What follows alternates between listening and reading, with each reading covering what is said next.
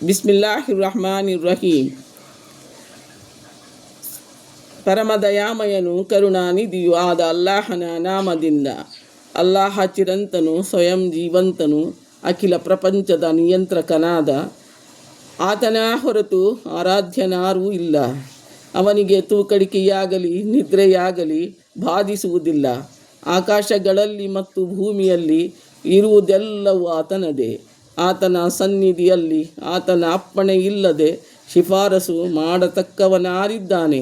ದಾಸರ ಮುಂದಿರುವುದನ್ನು ಆತನೂ ಬಲ್ಲನು, ಅವರಿಂದ ಮರೆಯಾಗಿರುವುದನ್ನು ಆತನೂ ಬಲ್ಲನು.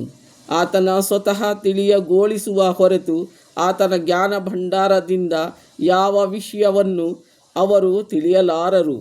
ಅವನ ಅಧಿಕಾರವು ಆಕಾಶಗಳನ್ನು ಭೂಮಿಯನ್ನು ವ್ಯಾಪಿಸಿದೆ. ಅವುಗಳ ಸಂರಕ್ಷಣೆಯು ಆತನಿಗೆ ದಣಿಯುವಂಥ ಕಾರ್ಯವಲ್ಲ. ಅವನು ಏಕೈಕ ಮಹೋನ್ನತನು, ಸರ್ವಶ್ರೇಷ್ಠನೂ ಆಗಿರುತ್ತಾನೆ. ಸೂರ 2 ಸೂಕ್ತಗಳು 255. ಅಸ್ಸಲಾಮು ಅಲೈಕುಂ.